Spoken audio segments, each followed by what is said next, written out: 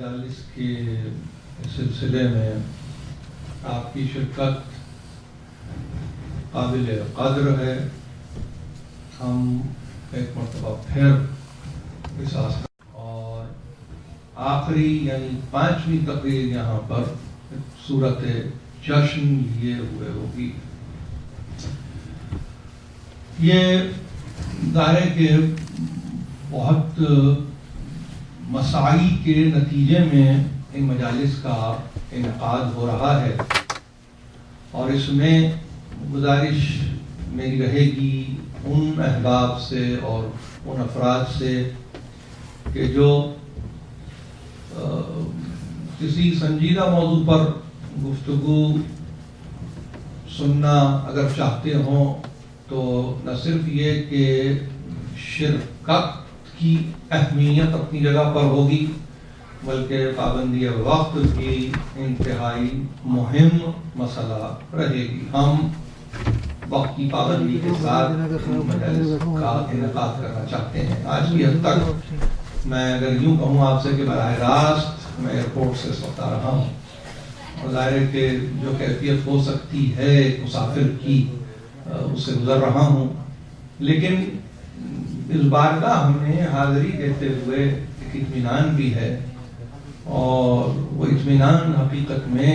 تمانیت قلب والی کیفیت رکھتا ہے کہ جہاں پہ اطمینان قلبی ہے. اور قرآن نے تو کہا ہے اسی بات کے لیے, ظاہر ہے کہ ہمارے لیے تو ہدایت کا کل سرچشمہ ہی قرآن ہے کہ جہاں قلب کو اطمینان مل جائے حقیقت میں ایمان وہی ہے. اس کے سوا ایمان کی کوئی اور تعریف نہیں ہے. مطمئن قلب ہی اصل میں صاحب ایمان کا ہوا کرتا ہے, صاحب یقین کا ہوا کرتا ہے. جہاں پر قلب مطمئن نہ ہو بلکہ یوں سمجھیے کہ قلب بھی کیفیت گویا ایک زلزلے کی سی ہو, متزلزل ہو, تو اس صورت میں وہاں ایمان ثابت نہیں ہوتا. یہ اثر ہے اور یہ حقیقت بھی ہے کہ ہم جن کا تذکرہ کرنے کے لیے جمع ہو رہے ہیں اور جمع ہوتے رہتے ہیں, یہ کچھ ساعتیں ایسی ہماری زندگی میں آتی ہیں کہ جہاں پر یقین جانیے کہ دل دنیا سے بے پرواہ ہو جاتا ہے اور کیفیت کچھ یہ ہوتی ہے کہ انسان ہر آن اپنے آپ کو اس بارگاہ میں پاتا ہے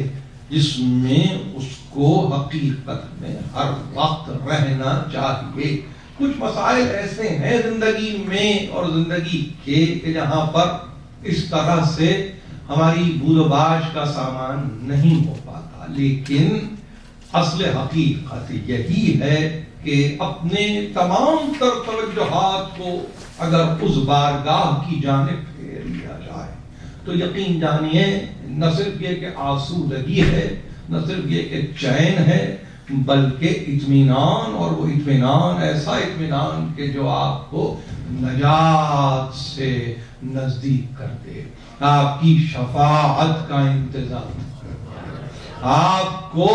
اس منزل پر لے جائے کہ آج جن کو آپ غیب سمجھ کر تذکرہ کر رہے ہیں کل وہ آپ کے لیے حاضر و موجود ہو جائے. یہ ہماری زندگی کی کل کہانی ہے جس سے ہم گزر رہے ہیں. ہمارا بڑا گزر چکا, ہم گزر رہے ہیں, ہمارا بچہ گزرے گا. اسی میں ہماری زندگی مضمر ہے, اسی میں ہماری حیات ثابت ہے. یہی ہمارے لیے پابندی حیات ہے, یہی ہمارے لیے قید حیات ہے. اسی میں رہنا ہے, اسی سے گزر جانا ہے. مگر دیکھیے نصیب کی بات ہے, یہ مجھے موقع مل رہا ہے اور آپ کے ظاہر کے توسط سے مل رہا ہے, آپ کی دعاؤں کے نتیجے میں مل رہا ہے کہ ایک مرتبہ پھر اس تذکرے کو ہم جاری کرنے کے لیے آئے ہیں کہ جو تذکرہ ملائے اعلیٰ میں جاری ہے, جو تذکرہ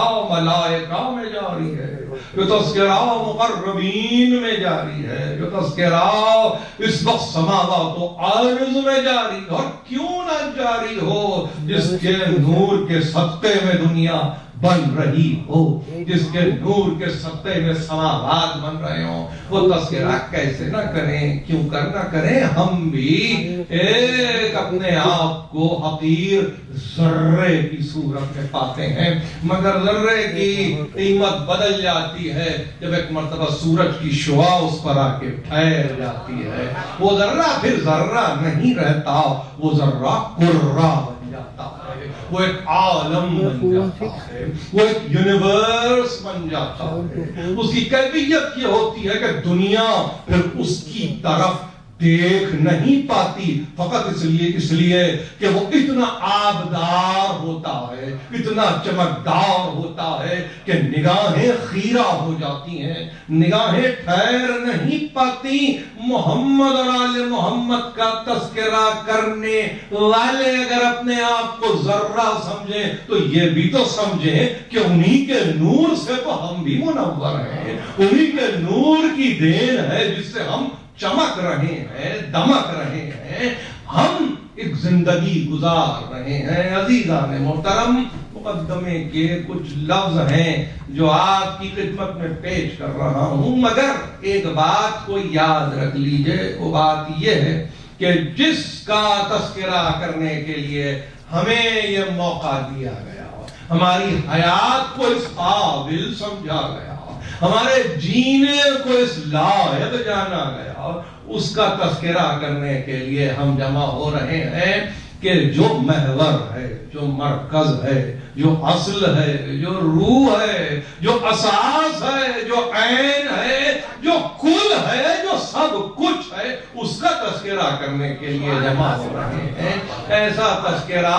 بار بار نصیب نہیں ہوتا۔ دیکھیے،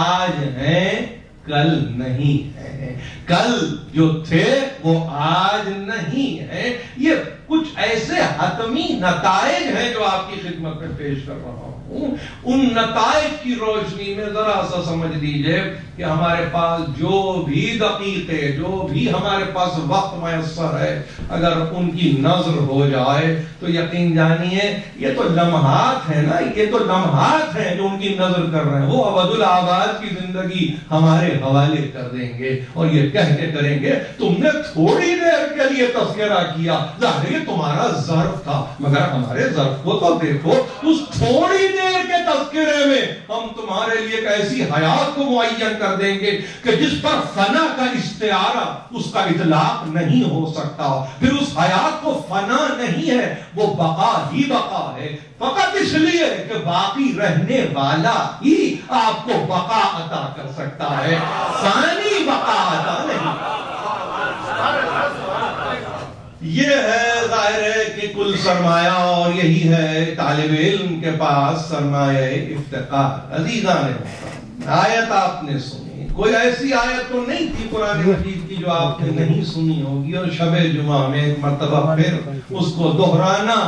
صرف اس طرح سے کہ میں نے اس آیت کو یقیناً لیا تو ہے قرآن سے، مگر آپ نے حدیث قصہ میں بھی اس آیت کو منوعاً سنا ہوگا، اور ظاہر ہے کہ جب آپ نے اس آیت کو سنا ہوگا تو آپ نے نہ جانے کیا کچھ نہیں سوچا ہوگا، کیا کچھ آپ کے ذہن میں بات نہیں آئی ہوگی، کس جہت سے گفتگو ہو سکتی ہے اس آیت پر، کس انداز سے گفتگو ہو سکتی ہے اس آیت پر، کس طریقے سے گفتگو ہو سکتی ہے اس آیت پر، یہ تو مجھے بھی نہیں معلوم، وہیں سے عطا ہوگی کہ جہاں سے عطا ہوتی رہی ہے۔ مگر میں نے ان تقاریر میں ایک عنوان کو معین کیا ہے، آپ نے ظاہر گزشتہ برس مجھے سنا، اس سے پیوستہ سال آپ نے مجھے سنا، اس سال بھی آپ مجھے سن رہے ہیں، اور ظاہر ہے کہ میں کوشش کرنا چاہتا ہوں، مگر یہ جان کر کہ سننے والے سب پڑھے لکھے ہیں، سب سمجھدار ہیں، سب لائق ہیں، سب فائق ہیں،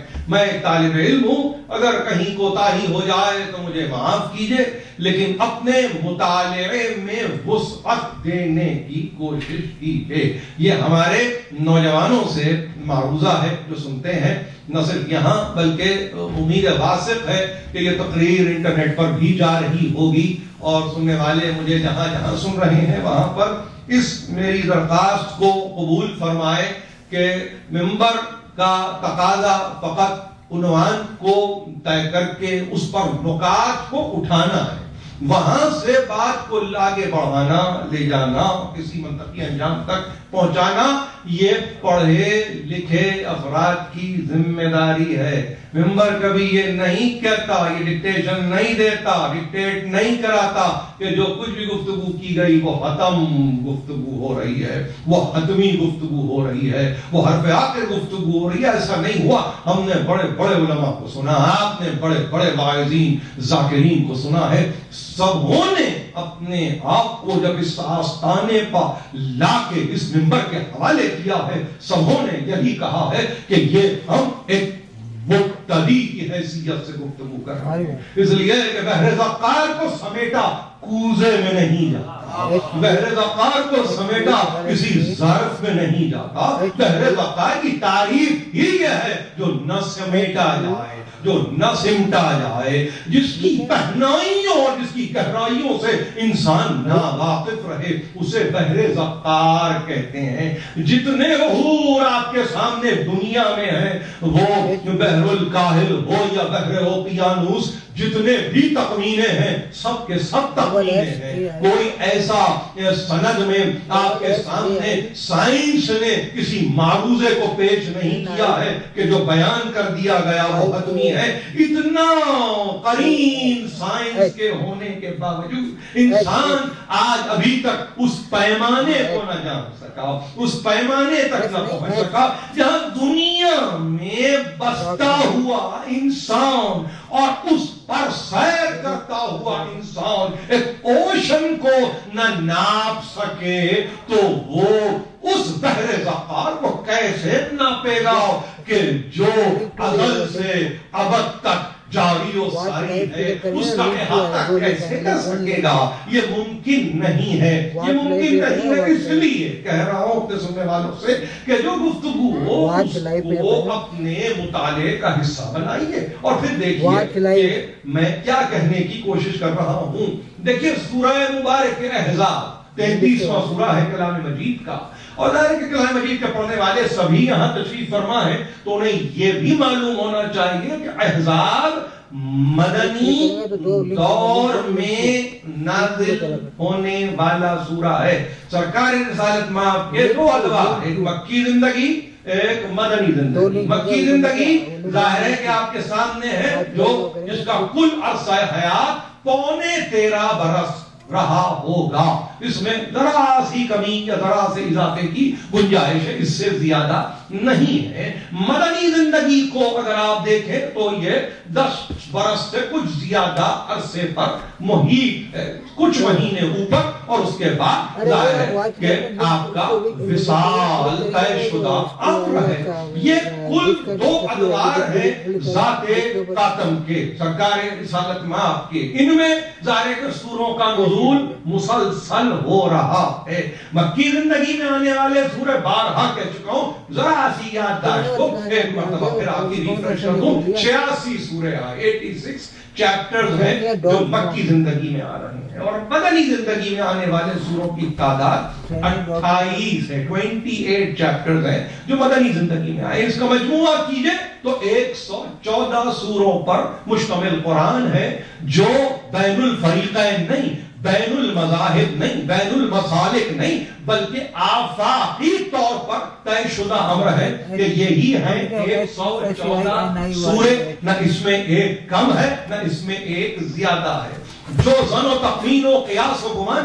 کا تذکرہ کرتے ہیں اس تعلق سے میں کسی بھی فکر کو نہ سپورٹ کروں گا، نہ کسی بھی فکر کی طرفداری یا حمایت کروں گا کہ اتنے سورے تھے اور اتنے رہ گئے۔ قطع و مرید کی گنجائش نہیں ہے۔ قرآن میں اگر کسی نے قطع و مرید کو داخل کرنے کی کوشش کی تو ایسے ہی ہے جیسے اس کی اپنی زندگی کو وہ ایڈٹ کرنے کی کوشش کر رہا ہے۔ زندگیاں ایڈٹ نہیں ہوا کرتی، زندگی ایک تسلسل کا نام ہے، زندگی ایک مسلسل کیفیت کا نام ہے۔ قرآن مسلسل حیات ہے، اور وہ حیات جس کو قیامت تک کے لیے باقی رہنا ہے، تو وہ آپ کے ایڈیشن ڈیلیشن اور اس میں کسی سبسٹریکشن سے گزرنے کی وہ کتاب متحمل نہیں ہو سکتی. یہ 114 سورے ہیں جو قرآن میں موجود ہیں اور جس پر سب کا ایمان اور ایمان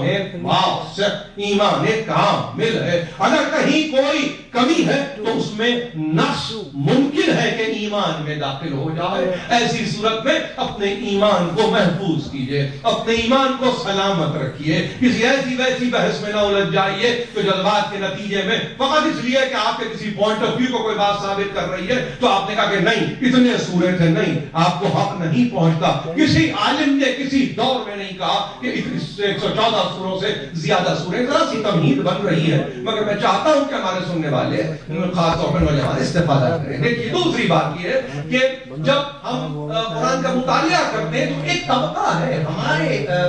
درمیان ہی, وہ طبقہ ہے جو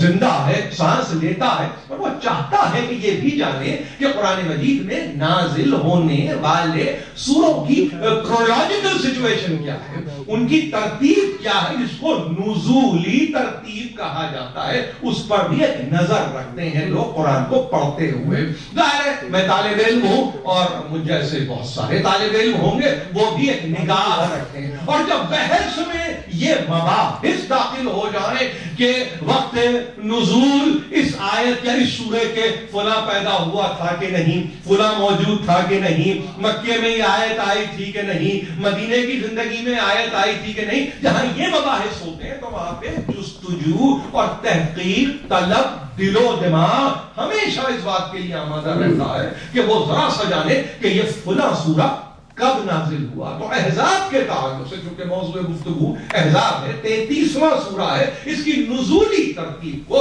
معین کیا صاحب اتقان فی علوم القرآن جلال الدین سیوطی نے یہ کہہ کر کہ یہ قرآن مجید کا 90th چیپٹر ہے اکارڈنگ ٹو ریویلیشن. نزولی ترتیب میں اس کا نشان اگر کبھی آپ دیکھنا چاہیں قرآن میں, اپنے قرآن کو کھولیے, فوری طور پر آپ دیکھیں گے کہ جہاں پر آپ پہلی ہی آیت کا مطالعہ کرتے ہیں بسم اللہ الرحمن الرحیم, وہاں اوپر آپ دیکھیں سرنامے میں کچھ آپ کو چیزیں نظر آئیں گی. اس میں تعداد رکوع کی بھی نظر آئے گی, اس میں نزولی ترتیب بھی نظر آئے گی, اس میں موجودہ ترتیب بھی نظر آئے گی, اس میں آیتوں کی تعداد بھی نظر آئے گی. تو یہ ساری چیزیں آپ کو وہیں مل جاتی ہیں. تو وہاں پر سیوطی نے اپنی تحقیق کے نتیجے میں کہا 90th یہ چیپٹر ہے. اور عجیب بات یہ دیکھیے, ہم اس موقع پر یہ نہیں کہتے کہ سیوطی کا مسلک کیا تھا, سیوطی کا عقیدہ کیا تھا, سیوطی کس حد تک اس گھرانے سے نزدیک رہے یا اس سے ان کو بہت بھی یا دوری یا کسی حوالے سے کوئی بغض تھا. ہمیں اس سے دلچسپی نہیں ہے. ہم نے اسی تحقیق کو ہمارے علماء نے بھی, آپ اٹھا کے دیکھیے مثلا تفسیر مارون نے جب کو اٹھا کے دیکھیے, اس کے مقدمے کو اٹھا کر دیکھیے, دیگر تفاسیر کو آپ اٹھا کر دیکھیے, سب کے مقدمے میں جہاں پر نزولی ترتیب کا تذکرہ آئے گا ممکن نہیں ہے کہ جلال الدین سیوطی کے نام کو حذف کیا جائے یا کسی نئی تحقیق کو داخل کیا جائے, اس لیے کہ ایک مسلسل تحقیق کا نتیجہ ہے. اب اس میں ضروری نہیں ہے, یہ کوئی کہا نہیں جا رہا ہے آپ سے کہ آپ اس کو حتمی مان کے جستجو نہ کریں, آپ جو چاہے کریں, مگر بیشتر علماء اس پر متفق ہیں کہ سیوطی نے جو تحقیق کی ہے وہ بہت ہی دقت کے ساتھ اور بہت ہی محنت کے نتیجے میں وہ تحقیق ہوئی. تو 90th چیپٹر, اب 90th چیپٹر تو میں نے کہہ دیا, دیکھنے میں کیسا لگا, ایسا لگا جیسے 86 سورے تو مکے میں آئے, اور اس کے بعد یہ مدنی زندگی میں نازل ہونے والا گویا چوتھا سورہ ہے. تو یہ مدنی زندگی شروع ہوئی ہوگی اور یہ چوتھا سورہ آ گیا ہوگا. لیکن نہیں, موضوعات کا مطالعہ اگر آپ کریں گے اس سلسلے میں ہمارے پاس بڑی شرح حاصل گفتگو کرتے ہیں صاحب تفہیم قرآن سید ابوالعلا مودودی. ان کا تو طریقہ یہ رہا ہے کہ وہ ہر سورے سے پہلے باقاعدہ اس کا ایک مقدمہ کھینچتے ہیں, اس کی ایک تصویر کھینچتے ہیں اور بتانے کی کوشش کرتے ہیں کہ یہ کون سے سن و سال میں آنے والا سورہ تھا, یہ کن کن موضوعات کا احاطہ کر رہا تھا, اس کے امکانات کیا تھے, یہ اس سورے میں آنے والی آیتوں کا یہ سمجھیے کہ آخری بسنو سال کیا ہدف تھا, یہاں تک کی گفتگو سید ابو الاعلیٰ مودودی نے بھی کی ہے. میں ظاہر کے نام فقط اس لیے لے رہا ہوں کہ وہ ریفرنس بن جائیں اور آپ جب دیکھیں جا کے تفہیم کو تو اس کے مقدمے کو پڑھنے کی کوشش کیجیے. اور لیکن سب سے خوبصورت بات یہ ہے کہ کسی بھی کتاب کا مطالعہ کرنے سے پہلے اس کے مقدمے کو پڑھنا انتہائی لازم ہے. جہاں سہولت آپ کو یہ مل رہی ہے کہ صاحب تفہیم اگر کسی سورے کا مقدمہ تحریر کر رہے ہیں تو گویا آپ کو ایٹ اے گلانس ایک پوری تصویر آپ کے سامنے آ جاتی ہے. آپ چاہیں تو دیکھ لیں کہ کس انداز سے یہ سورے کے معاملات ہیں جو آگے بڑھیں گے. نشست و برخاست کیا ہے سورے کی, کہاں پر کس چیز کو یہ تفصیلاً یا مجملاً بیان کر رہا ہے. تو احزاب کا اگر آپ مطالعہ کریں تو ظاہر ہے کہ احزاب نے شروع ہی پہلی ہی آیت یا ایھا النبی سے ہو رہی ہے, یعنی براہ راست سرکار رسالت کو مخاطب کیا گیا اور ان کے تعلق سے فقط مخاطب نہیں کیا گیا بلکہ ایک حکم ہے. اور وہ حکم کیا ہے جو نبی کو حکم مل رہا ہے کہ تقوی, اللہ کا تقوی, اللہ کا خوف, اللہ کے تعلق سے اختیار کرنے کے عمل کو جس کو تقوی کہا جاتا ہے اس کا تذکرہ, اور پھر اطاعت کفار کی نہ ہو, منافق کی اطاعت نہ ہو. یہ سارے معاملات کو آگے بڑھاتے ہوئے جب ایک مرتبہ ایک ذرا سا آگے بڑھے تو آپ محسوس یہ کریں گے کہ ایک منزل آئی کہ جس میں آپ نے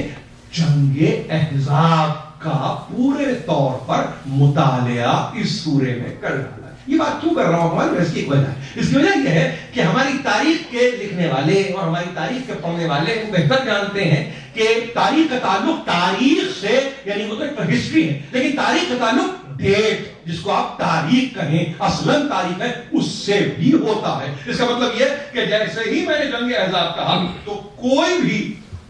دماغ یہ نہیں کہے گا کہ جنگ احزاب ہوئی اور مسلمانوں کو اس انداز سے فتح نصیب ہوئی. نہیں, وہاں پہ ذرا سا خیال کرنے والے لوگ یہ جاننا چاہتے ہیں کہ بھئی کون سا سال تھا جنگ احزاب کا, تو معلوم یہ ہوا کہ بدر کے بعد جنگ احزاب ہے, احد کے بعد جنگ احزاب ہے. اب جب ہجری سال ظاہر ہجرت واقع ہو گئی تو پورا ہجری کیلنڈر آپ کے سامنے آ گیا, تو یہ تاریخ یا سن و سال کیا نکل کے آیا, یہ 5واں سال ہجرت کا نکل کے آیا جس میں جنگ احزاب ہو رہی ہے. میں نے کیا کہا تھا شروع میں, یہ 90th چیپٹر ہے. محسوس کیا ہو رہا تھا 86 سورے مکے میں آ گئے تو گویا پہلے 2 یا 3 سالوں میں اس سورے کے موضوعات سمٹ جائیں گے, بات ختم ہو جائے گی. مگر عجیب بات یہ ہے کہ اس سورے نے اسٹریچ کیا ہے 5ویں ہجری جو تاریخ سال ہے ہجرت کا وہاں تک, بلکہ مولانا مودودی نے اس کو اور آگے تک کھینچا ہے اور کہا کہ نہیں, اس کے موضوعات تو آگے کے سنو سال کا بھی احاطہ کرتے ہیں. میں نے 5واں سال ہجرت کا معین کیا 2 وجوہات کی وجہ سے. ایک ظاہر سورے کا نام ہی ہے احزاب, اور دوسرے میرے عنوان کی آیت میں ظاہر ہے کہ یہ مقدمہ ہے جس کو میں بنا رہا ہوں کہ یہ ہجرت کا 5واں سال ہے. اب ہجرت کا 5واں سال اگر ہے تو دل و دماغ کو اپنے سلیقے سے اس بات کے لیے آمادہ کر لیجئے کہ کون کون پیدا ہو چکا ہوگا. اگر یہ سلیقہ آپ کو نصیب ہو جائے تو پھر آیت کو سمجھنے میں آپ کو ذرا سی بھی دقت نہیں ہوگی. اس لیے میں نے اس تاریخ کو ذرا وضاحت سے آپ کے سامنے پیش کر دیا. کچھ ہمارے پاس دماغ ایسے ہیں, کچھ اذہان ایسے ہیں کہ جو نہیں چاہتے کہ کچھ ہستیاں اس آیت میں شامل ہو جائیں, یا اگر شامل ہو بھی جائیں تو کسی ایسے انداز سے شامل ہو جائیں کہ جس میں ان کے بچپنے کو ظاہر ہے کہ پوری گفتگو کا محور بنا کے یہ کہا جائے کہ وہ تو ان کی تو عادت یہ تھی کہ مکے میں کسی بچے کو دیکھتے تھے تو گود میں اٹھا لیا کرتے تھے, مدینے میں جب کسی بچے کو دیکھتے تھے تو کلیجے سے لگا لیا کرتے. تو اگر اس میں 2 بچے آ گئے تو ایسی کیا بات ہے, یہ تو طریقہ رہا, یہ تو آپ کا حسن خلق ہے, یہ تو آپ کے جینے کا سلیقہ ہے, یہ تو آپ کا اسوہ ہے, یہ تو آپ کی سیرت تھی, یہ تو آپ کی سنت تھی, یہ تو محبت کا انداز تھا. تو اس میں ایسی کون سی بات ہو گئی. میں ظاہر ہے کہ ان موضوعات کو تو اپنی تقریر میں نہیں لا سکتا, لیکن صرف یہ کہنا چاہ رہا ہوں کہ آنکھیں کھول دینے کے لیے یہ تاریخ کافی ہے. 5واں سال ہے ہجرت کا جس کے موضوعات کو براہ راست احزاب نے معین کیا ہے, طے کیا ہے. جب 5واں سال ہجرت کا ہے اور احزاب کا تذکرہ ہو رہا ہے، تو اسی احزاب میں جس آیت کو میں نے آپ کے سامنے پڑھا ہے وہ 33ویں آیت ہے۔ اب اس میں بھی ایک لطف کا پہلو یہ ہے کہ یہ مکمل آیت کے اگر آپ کیٹیگری میں ڈالنا چاہیں اور آپ یہ کہیں کہ کیا جہاں سے میں نے آیت کا آغاز کیا تھا اور جو آیت کا انجام ہے کیا وہ کل ایک آیت ہے، تو معلوم یہ ہوگا، اس کا جواب یہ ہوگا نہیں، آیت کھلی کہیں اور سے ہے، افتتاح کہیں اور سے ہے آیت کا، اور انجام پہ کچھ اور منازل کو ظاہر ہے کہ طے کرتے جانا ہے آگے کی سے۔ مگر کم از کم یہ کہنے والا یہ کہہ سکتا ہے کہ نہیں، افتتاح ہے آیت میں یہ موضوع نہیں ہے، بلکہ کچھ تاکید ہے، کچھ تنبیہ ہے، کچھ تعذیب ہے، کچھ لیسنز ہیں، کچھ سلیقے ہیں جس کی وضاحت قرآن مجید نے کی ہے، کچھ یوں سمجھیے کہ خاص افراد کو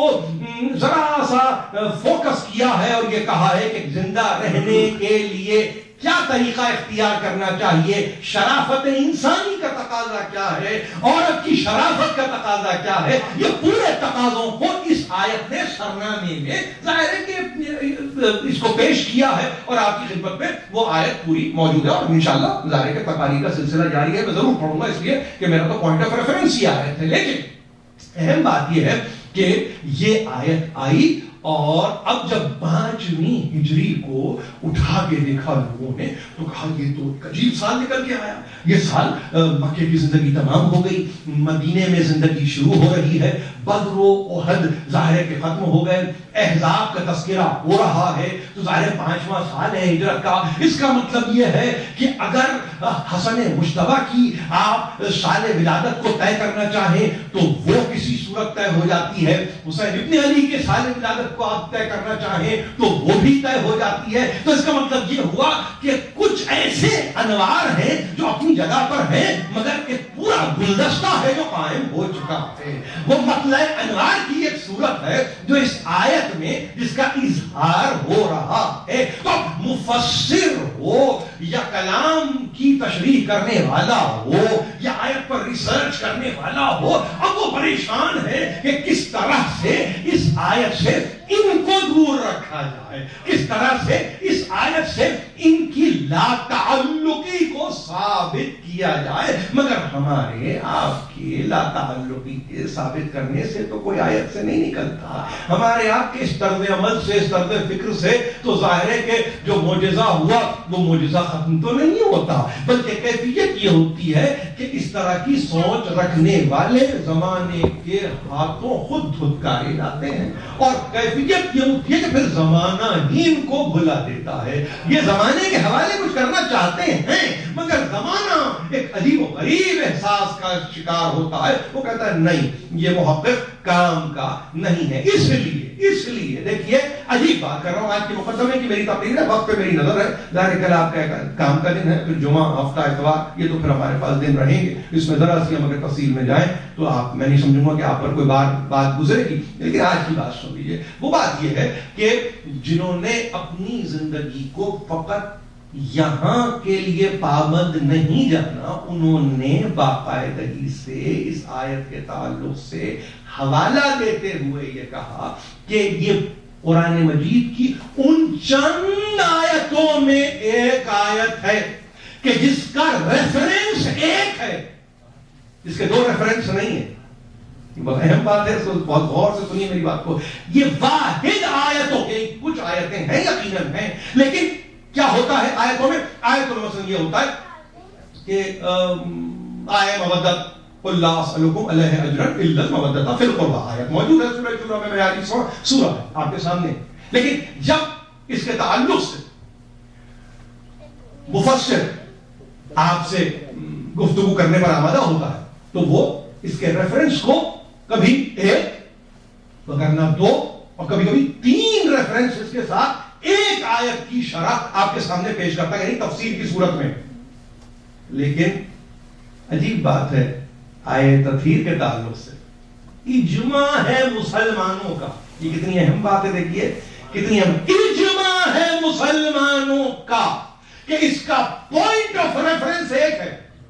اور انگریزی کے ترجمہ کرنے والوں نے اس آیت کے تعلق سے کہا کہ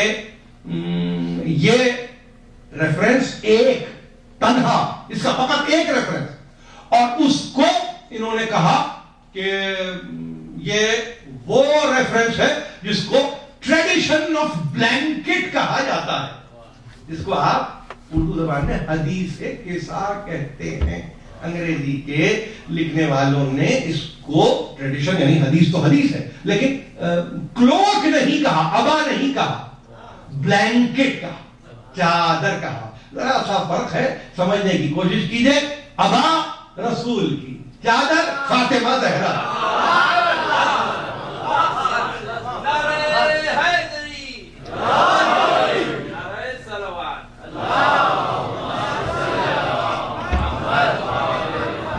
کتنی اہم بات ہے۔ دیکھیے کبھی کبھی دل و دماغ ہمارے نہیں معلوم کہاں کہاں ہمیں لیے جاتے ہیں، مگر ذرا سا فرق ہے، ذرا سا فرق ہے۔ وہ قوم جو سنت رسول کی پرستار ہے، وہ قوم جو سنت